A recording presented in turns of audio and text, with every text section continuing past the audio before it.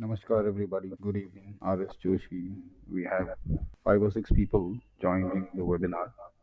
Are you guys able to hear me properly? Am I audible clearly? Am I visible clearly as well? Okay. Give the rest of our participants a few minutes, few moments, rather 8:35, and then I will start the flow. I'll put my mic on mute. Okay. I think we have a good number of people, but as they join, let's not wait for them. Let's just let them just enter the room, and I think we should begin in the interest of time for the rest of the participants. Okay, so I have also entered a couple of queries in terms of, you can say, questions. Basically, it's a survey, it's a poll, and it is in an effort to generate responses and help us understand how the current population of parents who are over 35, 36, 37 feel with regards to the situation, job situation, unemployment situation, all that is happening in the world of work, career, etc., etc. So basically, it's trying to understand your points of views as well. So I'm going to open up the poll in 2 seconds from now, and you will see the polls appear on your screen. So kindly respond to each of the questions. I would request you to actively, so this is a part of your active participation, and you will be required to respond to these polls.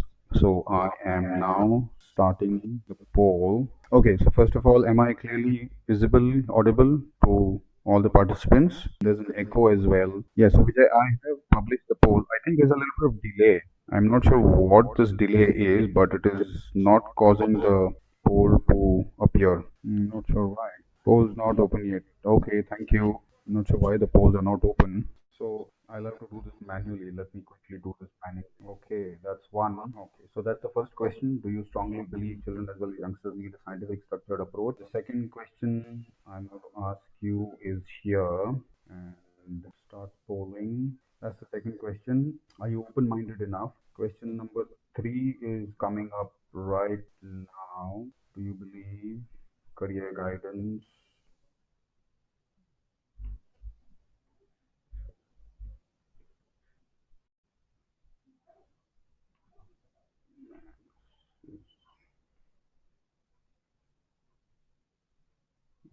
Okay, question number three is done. Question number four is coming up now. Okay, and then the last question is here. Okay, there. I have unleashed all the polls. Kindly feel free to respond. And I have deliberately not, and this is by design, not opted or given an option for neutral or undecided because we need to be very clear in current times. So, all right. So with that, I begin. Namaskar. Thank you very much, and thank you for making time for the webinar today. I will, try and keep it as short as possible because I would like to give more opportunities for Q&A. So that's why I've begun the first slide with thank you. My name is Shekhar Karanje. I'm going to be your host for today. Essentially, I have about 15 years of working behind me in the corporate field, specifically in the consulting and advisory. My last stint was with Ernst Young as a assistant director in the advisory space, governance, risk advisory, enterprise risk management, all of that. Basically, a lot of old wine, new bottle kind of approach. And since then, I have always, in the last, 10, 12, 14 years of my work life, I had always stared at one question which would repeatedly come in front of me, in front of my eyes, in terms of what I was doing every day. Well, I was earning enough, I was earning more than enough, I was earning a lot of, bonuses, but I was not happy, such a paradox when you're earning, obscenely enough and you're not happy when you're getting bonus, you're playing in money at a young age, high flying job all over the world, meeting people, establishing companies, providing solutions, all of that. But at the end of the day, I was not happy. I was not able to find that meaning in work, and this leads us to the question of why we are meeting today through this webinar. So essentially, you see the first slide. There's a deliberately, that slide over there. When we see our own class, if you recall, by the way, we are 35, 40 plus. I think if you look, a lot of people in the webinar participants today are essentially on the wrong side of it, but I would not say wrong, but I would say the right side of it because we bring a lot of value, a lot of experience, a lot of industry experience to the table. a lot of life that we've seen, been there, done that, and we've all carved out our own career paths. We are parents, we have children who are minimum 12, 13, 14 years old, probably elder, a couple of years younger maybe. But essentially, we've been there, done that, and we never had something called as career guidance. So if we look today, in hindsight, 25, 30 years ago, during our school, the heartthrob of the school is a determined Everest. I'm sure we have a lot of, some of these or combination of all of these or, few of these lanky people, competitive boxers or sports people, the class topper, compassionate activist, the backbencher, of the lot is time-tested entrepreneur, flamboyant fashionista is now a persuasive diplomat representing the country. Somebody like S. Jaishankar, often ignored average Joe, turns out to be a very well-known abstract writer. People write different things like Amish Tripathi. One who failed a math paper is a creative fashion designer who often got to stand outside the class every time the master came, teacher came, said, please go outside the class. Person is a respected Navy captain. We have all of these. And essentially, the message is individuals come with many layers. And one should never, ever judge a book by its cover, as the saying goes in as well as any other language. So, what we need to essentially realize and kind of tie down with us like a knot as a reminder on our finger or constantly in our mind is let's remember that every time we interact with children, be it our own or any other children that we see around us, it is our future generation that we are interacting to. And by nature of us being adults, we owe it to encourage them, to make sure that we motivate them, to show them that they are capable of unlimited things. Because each child out there is a success story, and we all know it, we have seen it. We ourselves are examples in many little ways, right? So let's enable and help them write their success stories as mentors. So that's this webinar all about. What do we see around essentially? Today 93% of Indian students are aware of just about seven career options. This is what it is: engineering, finance, law, design, management, medicine, computer applications, and probably a CA. However, what are the parents doing? Are our parents doing something wrong? Are educational institutes doing something wrong? Is the corporate workplace enterprises that are generating jobs doing something wrong? By nature of who these careers are manifested, are they doing something wrong? What is it? Because by 2020, the average Indian age will be 29, 27, 28, 29 years. And majority, therefore, majority of our country's youth, young students, will be youth. So the population, majority of it will be youth, and that's the demographic population that Nandan Nilekani spoke about 10, 12, 15 years ago in his book. However, that is on one side. The other hand, the clock is ticking, and job-related unemployment crisis is raging all across India, as you can see.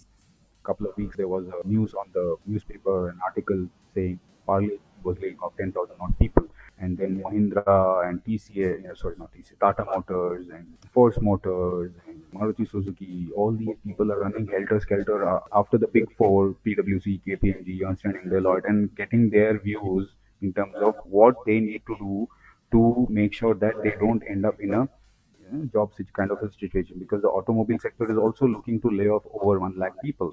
Yeah, I think we've done a great job, right? So, what are the major contributors? So, number one, lakhs and lakhs of students are passing from schools and colleges annually. And number two, several new career options and job roles are being added across various industries. And today, the youth do not have the kind of skills that the new industry needs or wants. And there is a huge skill gap. The very recent, meaning about 5, 6 months ago, a report conducted by a research firm called Aspiring Minds on employability of Indian youth. Over 25, 23, 24 years old people are unemployable. Over that accounts over 88%. Their reports very clearly suggested 88% of Indian youth are unemployable, specifically highlighting engineers. Now, this is the situation of India today, right? And about 3, 4 years ago, when I was working with Ernst and Young, I had the privilege of working with a couple of engagements where Niti Aayog was involved. And incidentally, in 2016, as of 2016, 21, 22% of our Indian population, about 130 plus crores, was students or children, I should say, up to the age of 18, 19. That is on one hand, right? This is 2016, 21, 22%. On the other hand, 6 months ago, 88% are unemployable. That means they are simply not industry ready. On the third hand, we have AICTE bodies like AICTE closing over 900 to 1000 engineering colleges all over India because they just not do not function the way they need to be, and they are, probably half of them are illegal, half of them are irrelevant, half of them don't provide the kind of necessary course completion infrastructure. So this is the state of affairs of India, and we have our very own ex-president, Mr. Pranab Mukherjee, going to the IITs and literally lambasting the IITians around and saying that we do not need you guys to go and sell detergents and soaps for MNCs abroad. Literally, India is hemorrhaging talent, right? So I think the question is larger over here, right? So education is there, right? But is education guaranteeing any returns? I don't think so, because education is the only industry which does not guarantee any return. And the situation today in India is, when you converge all of those 4 5 points that I suggested, 21, 22% children, but tomorrow when you and I turn 60, they are going to be 100% of our future. And today, the education is itself is kind of a questionable situation, because a slight change in syllabus when happens only when the world of work changes, and that's why everything has to be worked backwards, and therefore the syllabus has to change. But a syllabus change in India takes over 3.5, 4.5, 5 years. By then, the very need for as to why the syllabus change was required is gone, is dead. So we are playing catch up. Catch up meaning we're playing, you can say, 2 steps forward, 3 steps back, or 3 steps forward, 2 steps back. Essentially, it is leading to anxiety in parents. More so because a career is a 4 or a little over 4 decade journey. It is not just you studying BCom, and there's more to it today. There's NEET scam happening. There's engineering scam already happening. PhDs all over India have applied for railway helper positions, clerk positions. You know it. And today, Mr. Pokhriyal, Education MHRD Minister, is also mulling whether UGC and AICTE have to be dissolved, and something called as a Higher Education Council of India has to be established. And more so, the other, most, what should I say, appalling state of affairs is 3 months ago, UGC, University Grants Commission of India, suggested that all those PhDs that were submitted in the last 10 years will have to be relooked at, revisited. Now, state of affairs, this is the state of affairs of education in India. Next, education in India is at least 17 to 18 years, because by the time a person joins, finishes graduation, the person is 21, 22, 23 years of age maximum, and the person enters education at the age of 5, 6. So essentially, the age difference is 18 to 19 years maximum, right? However, after graduation, the first thing the person does is get into the work area, right? Now, the work area is all where a lot of things go wrong. Now, Indian kids do not have it easy when it comes to school education, right? Kids as young as 2.5 to 3 years old are sent to play schools, and they start with elementary schooling, right? At the age when someone even can't even walk straight, they're already carrying heavy school bags on their shoulders. And the child does not even realize how time flies. Then comes half yearly exam and final exam and so on. And soon the child already is stuck in a never ending cycle and a vicious web where they will be entangled for the next 16, 17, 18, 19 years of life. Very recently, there was a school in Hyderabad which kind of published huge advertisement where they were celebrating toppers of nursery, junior, and senior KG classes. Yeah, this is ridiculous. Is this where we want our education to head in our country? This is very disturbing, right? Do you think so? Most importantly, what happens is education is not just about money. You put money and there is no return. There's no guarantee that your child is going to get a job. Secondly, it is not just money, it is time, it is energy, it is emotion, it is a lot of those aspects which go into the child's education. And there is no guarantee, either financially or socially, right? So, the other thing is, whatever a kid's learning today, is it going to be relevant tomorrow? No clue. Because in a survey of over 40,000 students that we did, over 78% said they don't know what they want to become. And you will see the statistics here. This is what it is. The concern in a survey of 40 plus thousand students, 22% use a generic keyword, while 78% don't know what they want to be. Now, this section on the right hand side, you see engineer, doctor, IPS officer. These are only those 22% who have heard keywords, generic keywords. Now, in an engineer, what do you want to become? You ask one question, they have no clue. Doctor, what do you want? What kind of a doctor you want to become? Because you know, medicine has 60,000 seats. 60,000 seats are divided across MBBS, across veterinary, across Ayurveda, pharmaceutical, dental, physiotherapy, Unani, homeopathy, all of that. IPS officer, computer engineer, teacher. These are just generic words. But you ask in detail what kind of teacher? No clue. In army, what kind of army officer? No clue. Essentially, our 1840 dilemma. This is all about that. At the age of 5, 6, the child enters schools, and you ask the child before 5, what do you want to grow up and become? The child says, I want to become a an astronaut or a plumber, a dancer, or electrician, or a police officer, or a pilot, whatever keywords that the child would have heard. And if you ask the child, do you want to become the best? And the child will say, yes, I can, because the confidence is full. And the child says, I can become the best in whatever I wish to become. And then the child goes through the drill of schooling, first, second standard, first standard, third standard, fifth standard, so on and so forth. And then they get introduced to PTMs, progress reports, marks cards, all of these. And now you ask the child, when you attend PTM in parent teacher meetings, the child is confused because the teacher is constantly hard driving into the child's mind that you need to improve, that you are probably good in subjects ABC, but you need to improve in subject DEF.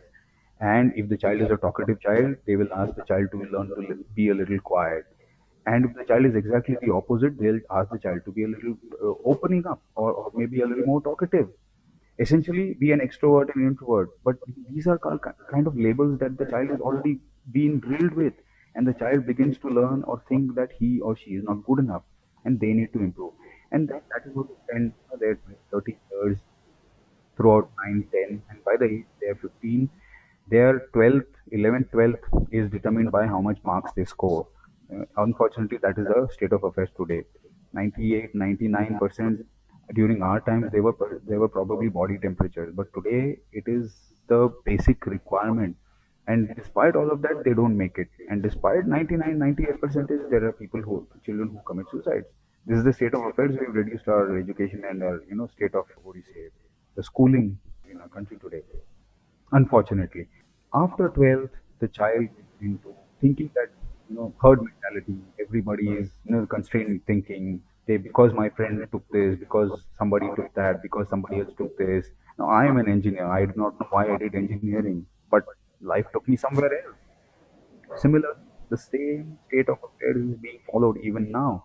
The child is entering the school, the child is finishing her 11th or 12th in whatever subject they chose, and then getting into graduation. 4 years of graduation, not knowing where they are going to head, what they want to do, whether they will be excellent at it, whether they'll be happy doing whatever they want to do. Nobody knows. And then they jump into education, they finish their graduation at the age of 21, 22, and they come out in the world of work. Now, in the world of work, these people are young, energetic, they want to do something different. But do you think today, in the world of work, anybody is allowed to think differently? No, they are all process driven. Do things right, do things right. Nobody is asking whether you are doing the right things or not. Just do things right. And obviously, whether you're doing the right thing or the wrong thing, nobody's asking. You end up doing things right, and the outcome is something totally different. We are all seeing, right? This is the state of affairs. What else do you think is going to be the situation? And the child tends to think that, oh, I'm not made for this kind of a work environment. Either they don't like the job or the work environment, or their employees don't like it, and they start jumping around, right? And at the age of 21, 22, they start dancing the dance of life. Essentially, they continue for that and like that for the next 6, 7, 8 years till they get married. And once they get married, they are forced into EMI, because they would have taken some EMI as a part of their home loan or car loan, or paying education loan, and then they'll continue to that. But what we don't realize is The retirement age is up to 60, 65. So starting from the age of 21, 22, or 23 to the age of 65, 40 plus years, that means 18 times over two and a half times of the time of years spent in education is given journey, right? Minimum. So we need to understand what is it that the child needs to be prepared for, because anything that is unplanned will obviously be mediocre. And today, how many hours does one spend at work? At least 12, 13 hours in office, and then 1.5, 2 hours one way to travel. At least 16 to 17 hours traveling and working. So essentially, that work life is at least 17 to 18 hours per day. And if the person is not happy doing the job, what is the point in doing the job at all, right? Now, what we have not understood is this. Now, at this point, I recall an incident from the Ramayana. Hanuman was blessed with many, many, many boons, right, from his young. And when he grew, apparently, as he was a mischievous child, he would do a lot of, disturbance activities when the rishis and the munis and the sages would perform their sacrifices and yajnas and all of that.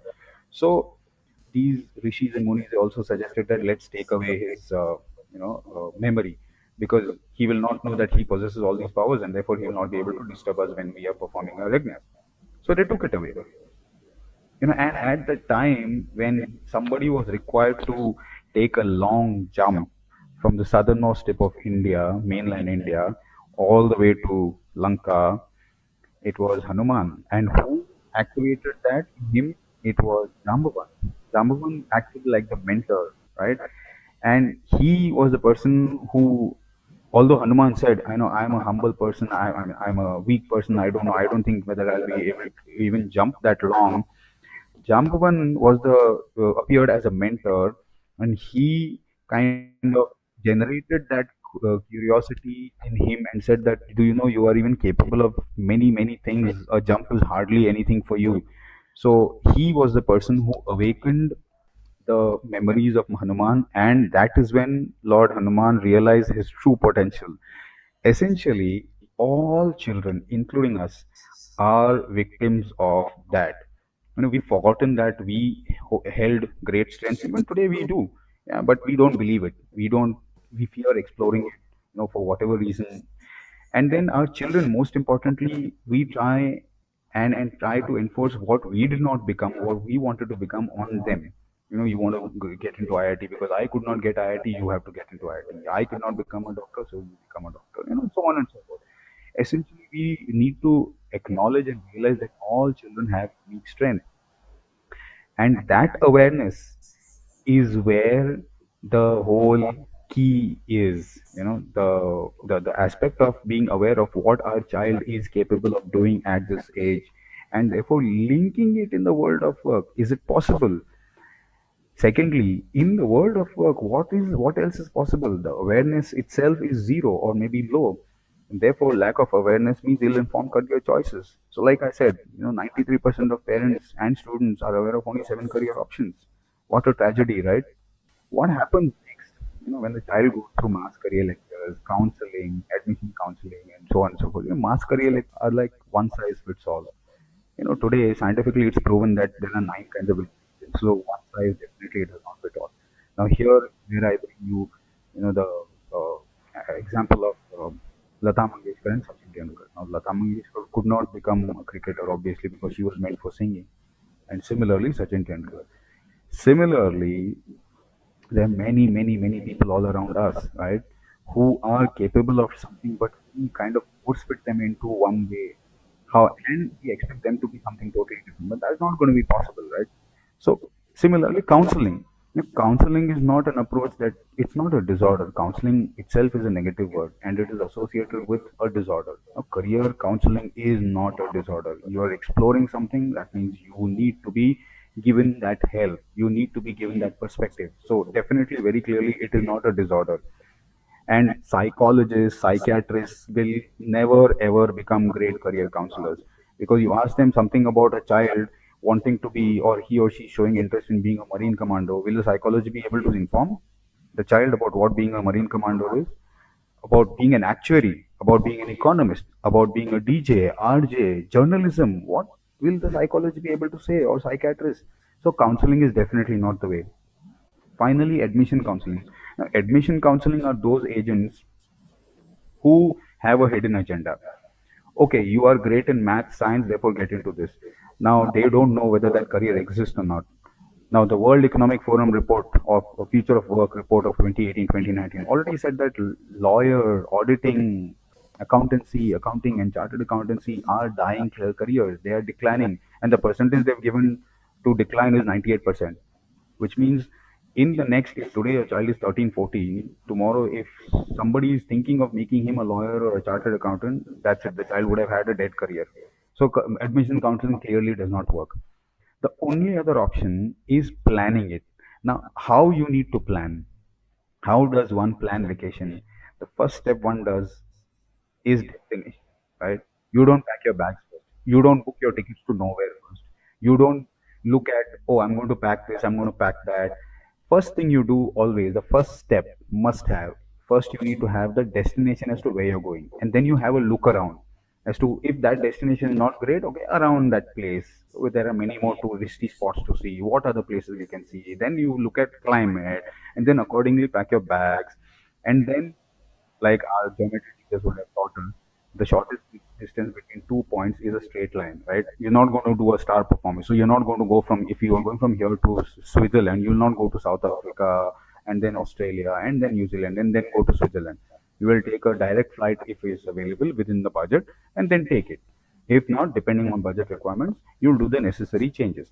Similarly, once a child's strengths are visible, the destination mapping has to be done. Now we look at how that is done, right? We have already seen, the traditional education where it led us. What is Dheya all about? Dheya is a 14 years old organization and it has strength-based tools. It runs its tools on appreciative inquiry and positive psychology. And understanding the child's strengths, we are able to connect them to the world of work and what the child can become. Now, if I say we have a person, a little child who's fast moving and who cannot sit at one place, highly energetic, highly enthusiastic, he wants to make friends, is not able to sit at one place. At the same time, the child is excellent at memory recall, understanding numbers, abstract reasoning, analytical thinking, critical thinking, logical reasoning, and all of that. If I say, child, you will become an excellent software developer, do you think that's the right career for the child? No, because the child is not able to sit at one place. Now, the bare minimum requirement of a software developer is to sit at one place and code for 8, 9 hours, right? But this child, while has all these mental abilities which are favorable for a software developer, the personality does not allow. Therefore, the child should be given a career in something totally different. And this is what we have: research-based decisions, strengths-based methods, and lifelong handholding. Now we are going to, well, this is another statistic where it says, as per NASCOM, every year more than over 3 million graduates and postgraduates are added to the Indian human resource, and of these, only 4.2 are employable. And this is exactly resonating with what the Aspiring Minds report said 4 months ago, right? Over 88, 89% are unemployable. That's a royal shame, right? So what's happening in the world of work and education today is not just about knowing what you've studied, because today knowledge is different, skill is different. You and I were probably taught knowledge is power, knowledge is wealth. Wrong. Applied knowledge is power, applied knowledge is wealth. Because what you've learned, if you don't apply, how will it turn into skill, right? That is what it is all about. And therefore, interviewing is a bygone process. It's old, it's past. Today, Microsoft, Cisco, Google, Intel, all these many companies, Fortune 100, Fortune 500 companies deal in something called as hackathon. And everybody and anybody who has the intelligence to apply and have learned in practical ways of how to apply the intelligence to solve real world problems are invited. And these kids, these students, these youngsters are given that platform to showcase what they can do with what they have, what God has given them. And this is what it is all about. It's a new way of hiring. So we need to now look at what are the other ways that one can do mentoring. And therefore you and I need to be looking at, you people like you and I are necessary in the world today. because the career counselors, they don't have enough information. However, with Dheya, we have a lot of information at hand, and in the Dheya database, there are over 22,000 plus careers. Now, first of all, what does Dheya mean? Dheya actually means in Sanskrit goal, vision, right? In Hindi, they say Dheya Vakya Kya Hai. So when people do political propaganda, that's what it is all about. So there is we have to understand the type of work, we have to understand the world of work is divided into type of work, field of work, mode of work. Mode of work essentially means how do you earn money, whether it is job or through self-employment or through being a business owner or through being an entrepreneur. And all of these, 12 types of work, 31 fields of work, 612 career families, over 320 plus lines of education, all of that together, having many is to many permutations and combinations, make up the 22,000 plus career occupations in the world, at least in our database. And the rate of increase of these 22,000 is more than the rate of decrease because every day we see new careers coming in, right? What is the need we have to plan because we have to make sure that those 16, 17 hours, if you all have seen Three Idiots, Farhan Qureshi, right, his father gives him a laptop, but Farhan says, I'm not happy if I'm not happy with the in the career that you want me to get in, what is the point? Essentially it is all about being happy, and that's what Mr. Ranchhod Das Chanchad says, excellence के पीछे भागो, success झक मार के पीछे पीछे दौड़ती चली आएगी. So this is what it is all about. If you are spending 12, 13, 14, 18 hours simply running after money, but if it is not keeping you happy, what is the point in that career? Do you think you last long? No. However, on the other hand, when you choose a career where that career itself keeps you happy, where it is a part of Swabhava, like Lord Krishna says, do something that is a part of your swabha. So here, what we try and help simplify the child's career decision needs and the parents' career decision needs. Basically, look for a career that leverages and capitalizes on your strengths.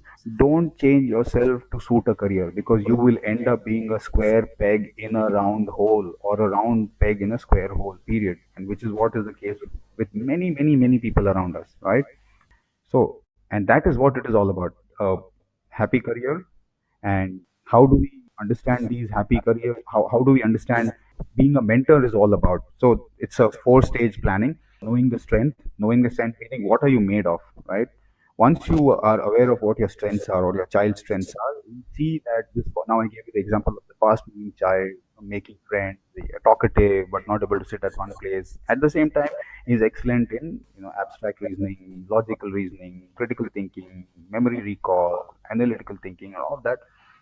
If this child is given a work opportunity in something that involves meeting many people, and looking at gadgets and technology, a corporate communications person in say Google or Cisco at the same time is able to talk technology and sales and all that, this child will definitely do good because he or she main driver of this person is to meet, can become a public relations officer, can become a corporate communications officer, can become a TEDx talker, and can become a guest lecturer, can become a person who is representing Facebook at a very senior level.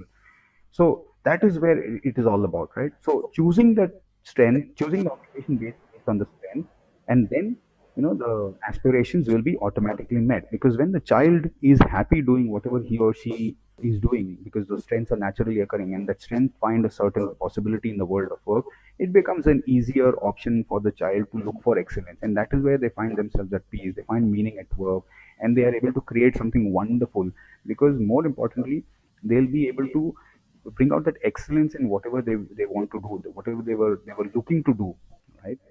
And this is a world of mentors. We have people from a variety of communities. We have bankers, we have Everesters, we have economists, we have IS officers, IFS officers, we have sports people, we have NGO people, we have scientists from ISRO, DRDO, we have IPS officers, we have theater personalities, we have independent workers, we have politicians as well. We have variety from people representing us from the Army, Navy, Air Force, from Gallantry Award winners, entrepreneurs, journalists, lawyers, teachers, writers, all of that.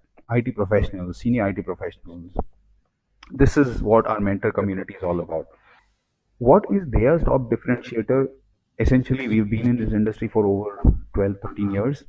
In fact, this is our 14th year, and we have the psychometrics are developed in house. The it is validated to Indian norms. It is not some Firang lift and shift psychometric tool. It is tried and tested on Indian population, and the sample size has been increasing in the last 12, 13 years.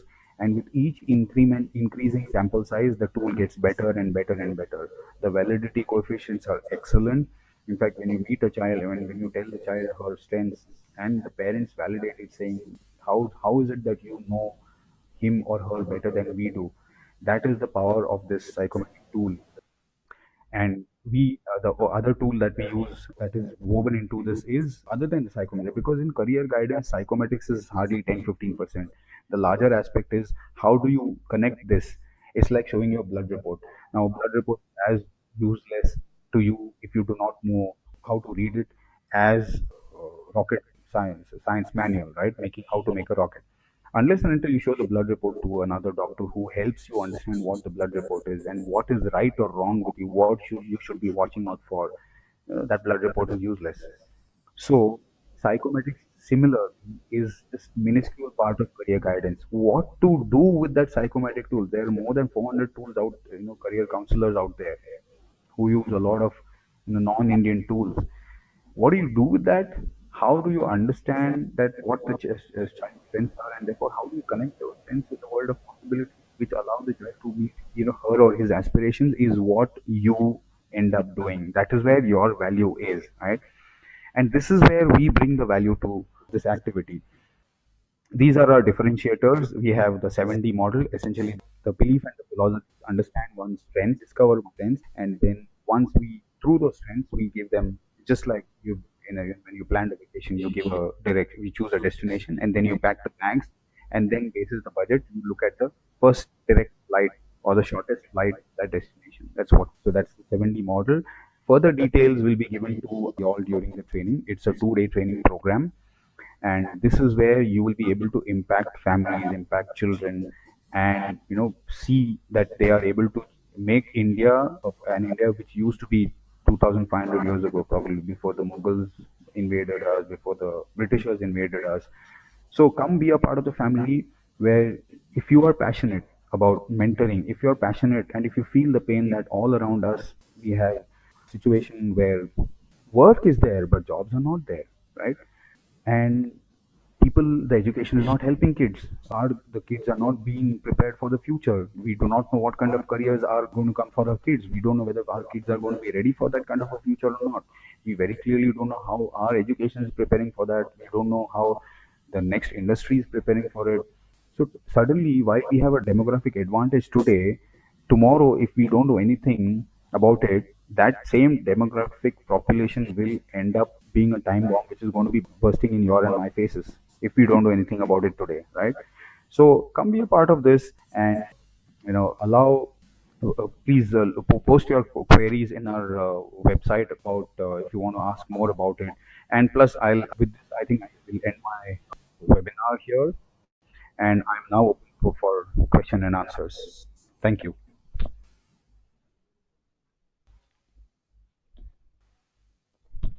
Ladies and gentlemen, I'm now open for question and answers.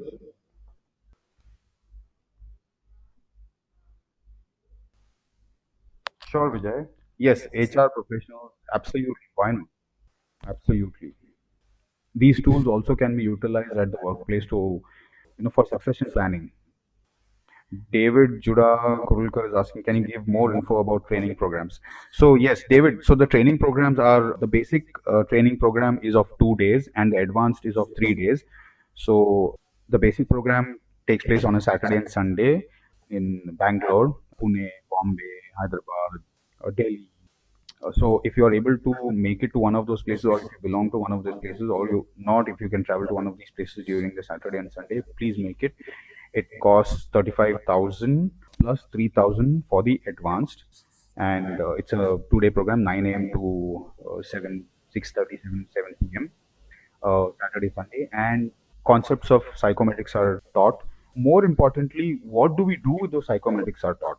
How do we look at the world of work? What is important when we look at what points to be considered when we guide children, when we perform a career guidance session? What are the intrinsic, essential, foundational aspects to be looked at? And how do we deal with parents? How do we deal with tough parents, tough kids? How do we deal with business families? Because it's not just about employment. It's not just about being an employee. It is also about being a self-employed person, also maybe a business owner, also maybe an entrepreneur. Because work is there. Jobs are not as many as what used to be once upon a time. So jobs will not be there because today the situation is also changing. Last 5 6 years, the situation of jobs has changed, right? So careers will be there, work will be there. Then we have to look at how do we link these aspects. So that is what the training is all about for 2 days. And in advanced, it is further. It deals in visualization and many more, many. Basically, shifting people's belief systems. So I hope that helps answer the question, David. Yes, Vijay, you deal with millennials. Yes, it's most important to understand what millennials want today. Majority of them are rolling stones. Nobody gathers equity by staying at one position, one place more than 2 years. Unfortunately, that is the situation. I'm glad, David. Thank you very much. So yes, it's not just with millennials. It should be right from school. It has to be introduced from school days. Because today, if there is no relevance of what you are learning tomorrow in tomorrow's world of work, what is the point in learning whatever it is you're doing, right? So it's like saying that, you know, 21st century individuals or children are being taught by 20th century adults on 19th century concepts over an 18th century calendar, something like that, right? It does not make sense. It has to be relevant. Just like in the world of work today, artificial intelligence, machine learning, RPA, there's a deficit of over 70%. I'm saying inflated numbers, 70% between demand and supply, right? While demand is there, supply is not there. And Prakash Javadekar had suggested that let's introduce artificial intelligence in simplistic forms from 7th standard, which will substitute mathematics. Now, when there is an inflated demand and supply of gap of demand and supply between AI, RPA, ML in the world of work itself, where is the roadmap to introduce simplistic versions that teach 7th standard kids? That in itself is a big question mark. So, sometimes you have to also understand what are our policymakers thinking? Are they even thinking at all? So, these aspects are very, very important. So, career is not just about first you finish a BCom or BBA or law or whatever it is and then get into work. No, first destination, because career is it's a vacation of life, and you only live once. You don't live again and again. Once you leave this body, you God knows which body you come back with. But with a vacation, if a vacation goes wrong, you can always learn more from it and become more wiser. And the next time you will, when you plan a vacation, you put those learnings and implement those learnings from your previous mistakes. But a career is not like that, right? It's a different thing. So yes, any more questions? Post training, what next? Will I be able to join there? See, I am a freelancer, David. I have my own independent GRC practice, and I compete with the big fours. The reason why I moved out was because I was not finding meaning in the work that I was doing. So simultaneously, I'm a master mentor with Dheya. I'm a freelancer. I'm not employed with Dheya, but I do these activities basis my time. So yes, you can join there after the training. Immediately after the training, you are certified as a career development facilitator, a basic trained, and then you are allowed, your basis your time and availability. You can take up career guidance sessions and workshops or webinars like this, and many more things. The details of all that is discussed during the 2 day training program. So first you become a basic level CDF. That's about it.